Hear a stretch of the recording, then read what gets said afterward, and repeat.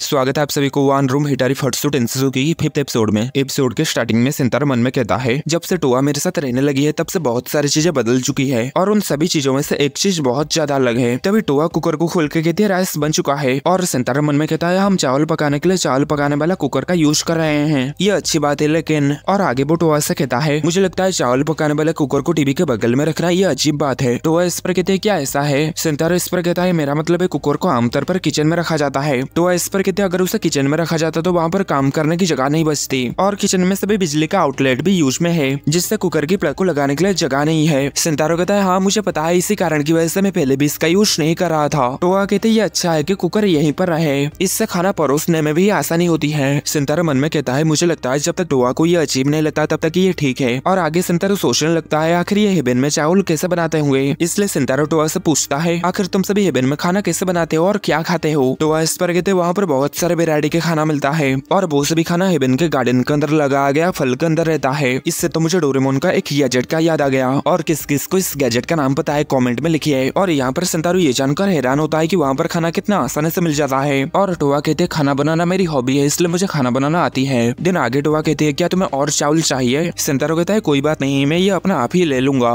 दिन वो कुकर से चावल लेने के बाद टोआ से कहता है मुझे लगता है कुकर के लिए यह जगह एकदम परफेक्ट प्लेस है। और टोआ भी ये सुनकर काफी खुश होती है। दिन हम सुत्सुमे को देखते हैं, ये यहाँ पर टोकोमित्सु के बारे में सोच रही होती है और कहती है आखिर टोकोमित्सु मुझसे टोआ के बारे में सलाह क्यों मांग रहा था। तभी हमें पास्ट का सीन दिखाया जाता है जहाँ पर टोकोमित्सु सुत्सुमे से कहता है मैं टोआ के साथ कहीं पर घूमने जाने के लिए सोच रहा था पर उसके पास बस या ट्रेन में यूज करने के लिए स्मार्ट कार्ड नहीं है, तो क्या मुझे उसके लिए खरीद लेना चाहिए? सुत्सुमे इस पर कहते पर पहले टोआ को कागज टिकट का यूज करना चाहिए जिससे वो ट्रेन और बॉस का आने जाने का सिस्टम को पहले सीख सके। टोकोमित्सु इस पर कहता है तुमने ठीक कहा और वो सुत्सुमे को थैंक यू कहता है। और सुत्सुमे मन में कहते काश टोकोमित्सु मुझे एक स्मार्ट कार्ड देता, मैं उस कार्ड को अपनी फैमिली की विरासत बना लेती। और प्रेजेंट में यहाँ पर सुत्सुमे कहती है पीछे मुड़कर सोचता हूँ तो ऐसा लगता है जैसे कि वो हमेशा से ही खास था। दिन वो तब की बात को याद करते हैं जब उसे टोकोमित्सु से पता चला था कि वो अकेला रहता है। टोकोमित्सु यहाँ पर कहता है मेरे मॉम डैड अपने काम के लिए विदेश चले गए हैं। सुत्सुमे कहते वो तुम्हें अपने साथ क्यों नहीं ले गए? टोकोमित्सु इस पर कहता है क्योंकि मैं सिर्फ जापानीज बोलता हूँ और मैं जापान में हाई स्कूल जाना चाहता था। सुत्सुमे इस पर कहते तो क्या तुम डॉम या फिर बोर्डिंग हाउस में हो? टोकोमित्सु कहता है नहीं, मैं एक अपार्टमेंट में रहता हूँ। जो सुनकर सूजी थोड़ा सा हैरान होता है। टोकोमित्सु कहता है मुझे पता था मेरे चाची के पास एक स्टूडियो अपार्टमेंट पड़ा है जो कि इस्तेमाल में नहीं आ रहा था। सूजी कहता है क्या कहा स्टूडियो अपार्टमेंट पर, ये तो अजीब लगता है। टोकोमित्सु कहता है मेरे मॉम डैड चाहते थे मैं अपने रिश्तेदारों के साथ रहूं लेकिन मैंने उन्हें किस तरह में स्कूल में पढ़ने के लिए राजी कर दिया और आखिरी में मैं जो चाहता था उन्होंने मान लिया। सूजी कहता है लगता है तुम बहुत जिद्दी हो।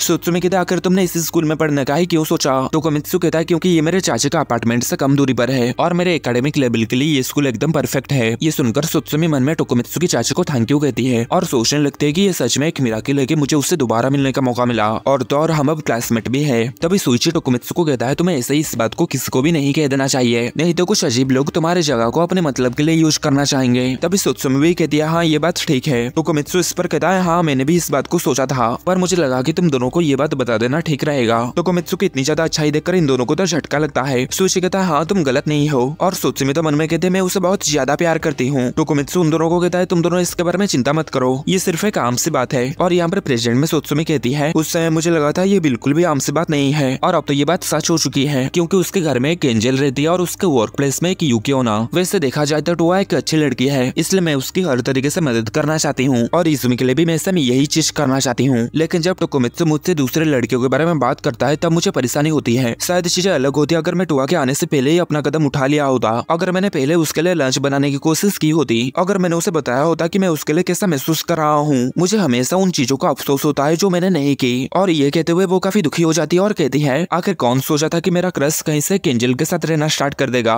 उसका आसपास रहने वाली सिर्फ मैं ही एक लड़की हूँ जो कि पूरी तरीके से नॉर्मल है, मेरे पास दिखाने के लिए कुछ भी नहीं है। तभी उसके मॉम कहते हैं सुमुगी क्या कुछ गड़बड़ है? सुत्सुमे अपने मॉम से कहती है मैं किसी मिथिकल बीइंग का वंशज तो नहीं हूँ है ना? उसके मॉम कहती है आखिर ये बात कहाँ से आई? सुत्सुमे कहते आखिर मैं इतना नॉर्मल क्यों हूँ? उसके मॉम कहते तुम्हें पता तो है ना नॉर्मल होने के लिए बहुत कुछ करना पड़ता है। और सुत्सुमे यहाँ पर मन में कहती है मैं टोकोमित्सु के करीब जाना चाहती हूँ और मैं चाहती हूँ कि वो मुझे प्यार करे, आखिर मैं क्या करूँ जिससे ये हो पाए। तभी वहाँ पर उसका छोटा भाई आता है और अपने मॉम से कहता है मुझे भूख लगी है, क्या मुझे स्नैक्स मिल सकता है? उसका मॉम कहते हैं सोने से पहले कुछ भी मत खाओ, पहले जाकर नहा लो। तभी उसके मॉम को कुछ याद आती है और वो सुत्सुमे को एक टिकट देते हुए कहती है मुझे ये एक लकी ड्रॉ में मिला था, ये कल एक्सपायर हो जाएगा इसलिए अपने दोस्तों के साथ जाओ। और ये टिकट पाकर तो सुत्सुमे काफी ज्यादा खुश होती है कि उसे सिंतारो के साथ समय बिताने का एक मौका मिलेगा और ये बहुत ज्यादा खुश हो जाती है और अपने मॉम यूनिफॉर्म से चिपक कर उन्हें थैंक यू कहती है। देन हमें अगले दिन स्कूल का सीन दिखाया जाता है। यहाँ पर ये तीनों साथ मिलकर क्लास की ओर जा रहे होते हैं और सुत्सुमी यहाँ पर मन में सोचती है कि मैं चाहती हूँ सिर्फ मैं और टोकोमित्सु ही एक साथ वहाँ पर चले। तो मैं टोकोमित्सु को इस तरीके से पूछूंगी, टोकोमित्सु क्यों ना हम घर जाते समय कुछ डोनट्स खा ले। देन वो टोकोमित्सु को ये बात कहने की ट्राई करती है, लेकिन वो हर जगह टोटो टोटो ही कहती रहती है और आगे नहीं बढ़ पाती। देन ये तीनों यहाँ पर खाना खा रहे रहते हैं और सुत्सुमी मन में कहते लगता है मुझे सुइची को भी बुलाना पड़ेगा, और ये यहाँ पर पूरी तरीके से रोने की हालत में आ चुकी होती है और मन में कहते ये बहुत ही ज्यादा मुश्किल है, मैं उसे ये नहीं कह सकती। अगर ये इतना आसान होता तो मैं बहुत पहले से ही उसे डेटिंग के लिए पूछ लेती। देन हम देखते हैं स्कूल खत्म हो जाता है, पर अभी भी ये सेंटारो को साथ में चलने के लिए नहीं कह पाती और वो उस टिकट को पकड़ के कहती है मैं बहुत डरपोक हूँ। तभी सुइची उसके हाथ से वो टिकट को लेकर कहता है ये तो एक रेस्टोरेंट का कूपन है और ये आज ही एक्सपायर हो जाएगा। देन वो सेंटारो से पूछता है क्या तुम आज फ्री हो। सेंटारो इस पर कहता है हाँ। सुइची कहता है तो चलो साथ मिलकर इस टिकट को यूज करते हैं। सुइची टोकोमित्सु को ये बात इतने आसानी से कहते हुए देखकर सुत्सुमी को एक बड़ा झटका लगता है। तभी वहाँ पर सुइची का एक दोस्त आकर उससे कहता है हे सेनो आज तुम बॉल साफ करने के ड्यूटी में हो, तुम्हें पता तो है ना। सुइची कहता है मैं तो भूल गया कि मैं एक क्लब में हूँ। देन आगे वो सुत्सुमी और टोकोमित्सु को कहता है तुम दोनों तो बहुत लकी हो, पर मैं तुम्हारे साथ नहीं आ पाऊंगा। सुत्सुमी तो ये सुनकर काफी खुश हो जाती है। सेंटारो कहता है हमें तुम्हारे बिना इसे एंजॉय करने में बुरा लग रहा है, और सुत्सुमी सुइची से कहती है मुझे तुम्हें अपनी बचपन का दोस्त कहते हुए अब से ज्यादा खुशी कभी नहीं हुई, इसलिए तुम्हारा शुक्रिया। देन हम देखते हैं सुत्सुमी यहाँ पर काफी खुश होती है और टोकोमित्सु के साथ जा रही होती है। तभी टोकोमित्सु सुत्सुमी को थोड़े समय के लिए लाइब्रेरी को चलने के लिए कहता है। देन ये दोनों लाइब्रेरी में आ जाते हैं और सुत्सुमी यहाँ पर मन में कहती है सुइची हमेशा हमारे साथ रहता था, पर ये शायद पहली बार होगा कि सिर्फ हम दोनों एक साथ हैं। देन अंदर आने के बाद सुत्सुमी टोकोमित्सु को कहती है क्या कुछ उधार लेना है। टोकोमित्सु कहता है मैं एंजल्स और अदर मिथिकल बीइंग्स के बारे में जानने के लिए यहाँ पर आता रहा हूँ। मैं कल रात काफी देर तक जाके ऑनलाइन में इसके बारे में सर्च करता रहा, लेकिन मुझे लगातार एक जैसे रिजल्ट मिलते रहे। शायद ऐसा इसलिए क्योंकि मैंने गलत कीवर्ड चुन लिए थे। एंजल और यूकियोना रियल है, इसलिए मुझे लगता है डेविल और कप्पा भी रियल में होंगे। सुत्सुमी ये सुनकर काफी हैरान होती है और कहती है तो क्या तुम डेविल और कप्पा से भिड़ने की प्लान बना रहे हो। टोकोमित्सु कहता है बिल्कुल भी नहीं, मैं बस उनके बारे में जानने के लिए बहुत ज्यादा क्यूरियस हूँ। सुत्सुमी ये सुनकर थोड़ा सा हंसती है और मन में काफी डरी हुई होती है और सेंटारो यहाँ पर इस किताब को पकड़ के कहता है बुक्स कितने अच्छी होती है और हमें बहुत सारी चीजें सिखाती है। सुत्सुमी ये सुनकर मन में कहती है मुझे तुम्हारा ये साइड बहुत पसंद है। तभी टोकोमित्सु कहता है सुत्सुमी मुझे खुशी है कि हम साथ में जा रहे हैं। ये सुनकर तो सुत्सुमी काफी ज्यादा शर्मा जाती है। सुत्सुमी हड़बड़ाते हुए कहती है हम साथ में लाइब्रेरी में आए इसी बारे में बात कर रहे हो है ना। देन वो पास से एक बुक निकाल कर टोकोमित्सु को कहती है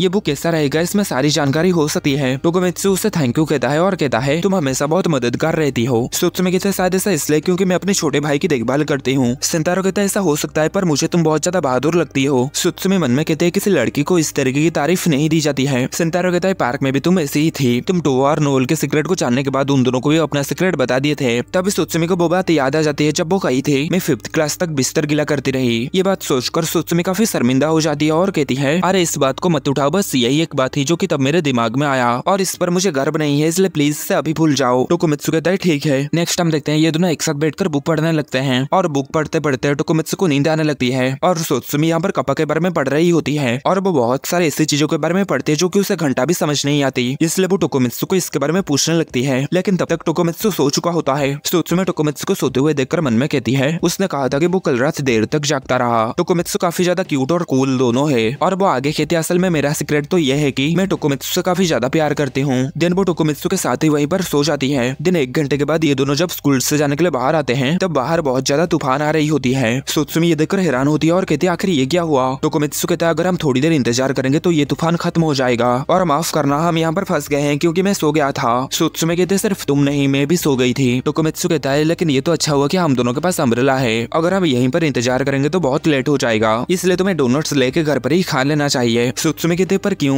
टोकोमित्सु कहता है क्योंकि मेरा मतलब है हमें रात के खाने से पहले ज्यादा खाना नहीं खाना चाहिए। तभी सुत्सुमी भागने लगती है और कहती है इसमें कोई भी प्रॉब्लम नहीं है, हम आज डोनट्स जरूर खाएंगे। और ये यहाँ पर शर्माते हुए मन में कहती है कुछ भी हो जाए आज मैं तुम्हारे साथ डोनट्स जरूर खाऊंगी। सेंटारो यहाँ पर कहता है मुझे नहीं पता था तुम्हें डोनट्स इतना ज्यादा पसंद है। देन ये दोनों जा रहे होते हैं तभी उनके बगल से एक बच्चा जाते हुए गिर जाता है। तभी सुत्सुमी जल्दी से उस बच्चे के पास जाती है और कहती है क्या तुम ठीक हो। और वो उस बच्चे का अम्ब्रेला को देखकर कहती है ये तो टूट चुका है। ये देखकर वो बच्चा काफी दुखी हो जाता है। तभी सुत्सुमी उसे अपनी अम्ब्रेला दे देती है जिस पर वो बच्चा काफी खुश हो जाता है। ये देखकर टोकोमित्सु भी काफी खुश होता है। देन सुत्सुमी उस बच्चे से कहती है अपना ध्यान रखना और दौड़ते हुए मत जाना। वो बच्चा उन्हें थैंक यू कहकर वहाँ से चला जाता है और यहाँ पर सुत्सुमी टोकोमित्सु से कहती है माफ करना मैंने अपना अम्ब्रेला दे दिया। टोकोमित्सु कहता है तुम बहुत ही अमेजिंग हो। सुत्सुमी यहाँ पर मन में कहती है क्या वो ये कहना चाहता है कि मैं बहुत ज्यादा स्टूपिड हूँ। टोकोमित्सु कहता है अब हम क्या करेंगे, क्या हमें वापस जाकर एक नया अम्ब्रेला खरीदना चाहिए। इस पर सुत्सुमी कहती है क्या तुम मुझे इसी तरीके से मुझे तुम्हारा अम्ब्रेला शेयर करने दोगे। सिंतारो कहते हैं तो ठीक है चलो एक साथ चलते हैं। देन वो दोनों एक साथ चलने लगते हैं। देन हम देखते हैं ये दोनों यहाँ पर एक साथ मिलकर डोनट्स भी खाते हैं। नेक्स्ट हमें अगले दिन का सीन दिखाया जाता है। यहाँ पर सेंटारो स्कूल छुट्टी होने के बाद वापस जा रहा होता है और मन में कह रहा होता है आज मेरा और नोएल का कोई भी काम नहीं है, इसका मतलब हम साथ मिलकर वापस जा सकते हैं जैसा कि हम दोनों ने पहले डिसाइड किए थे। तभी नोएल सेंटारो को देखकर खुश हो जाती है और सेंटारो यहाँ पर मन में सोच रहा होता है कि हम दोनों के पास बात करने के लिए कुछ नहीं होगा। लेकिन हम देखते हैं नोएल सेंटारो के साथ चलते हुए एनिमे के बारे में बहुत सारी बातें कर रही होती है और उसकी बातें बिल्कुल खत्म ही नहीं हो रहा होता है। देन नोएल सेंटारो को एक फोटो दिखाते हुए कहती है क्या तुम इसे पहचानते हो?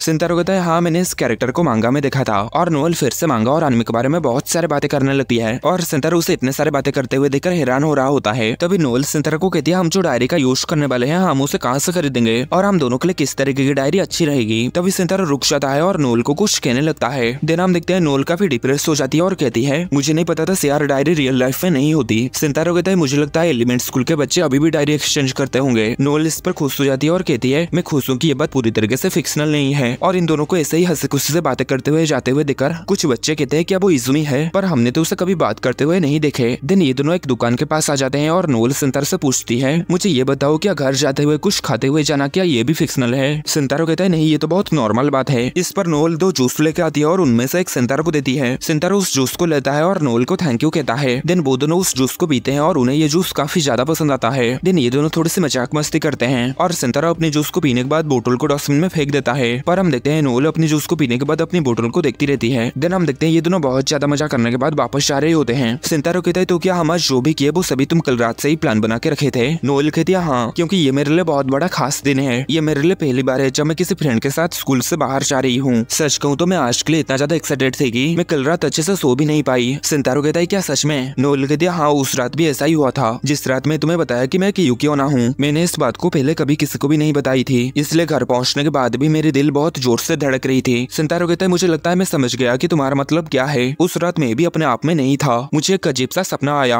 नोएल कहती है क्या सच में? आखिर वो किस तरीके का सपना था? सेंटारो कहता है उस सपने में कपा था। नोएल कहती है क्या कहा कपा? और वो ये सुनकर काफी ज्यादा हंसती है। देन वो कहते हैं मुझे खुशी है कि मेरा सपना कोई सपना नहीं था। देन आगे वो सेंटारो को थैंक यू कहती है। देन ये दोनों अपने अपने घर के रास्ते जाने लगते हैं और नोएल सेंटारो को पीछे से कहती है अगली बार आइसक्रीम खरीदने की बारी तुम्हारी होगी। सेंटारो इस पर हाँ कहता है। देन नोएल यहाँ पर अपने घर में आके कपड़े चेंज कर रही होती है। तभी वो उसी बोतल की कैप को निकालती है और उसे देखकर काफी ज्यादा खुश हो जाती है। देन हम देखते हैं सेंटारो यहाँ पर अपने घर में पहुंच चुका होता है और जैसे ही वो अपने कमरे का दरवाजा खोलता है तो वो अपने सामने टोआ के साथ और एक एंजल को दिखता है और इसे देखकर सेंटारो काफी ज्यादा शॉक जाता है और ये छोटी सी एंजल काफी गुस्सा हो जाती है कि सेंटारो ने उन्हें इस हालत में देख लिया। देन हम देखते हैं वो छोटी सी एंजल सेंटारो को एक थप्पड़ मारती है। सेंटारो कहता है आखिर लड़कियों वाली मुसीबत कब खत्म होगी। आगे टोआ सेंटारो के पास जाने लगती है। तभी ये छोटी सी एंजल टोआ को रोक देती है और कहती है मुझे तुम्हारे बारे में चिंता हो रही थी, ये सही था, मैं तुम्हें अभी इसी वक्त हेवन में वापस ले जा रही हूँ। ये सुनकर टोआ और सेंटारो काफी ज्यादा हैरान होते हैं और इतने में ये एपिसोड खत्म होता है।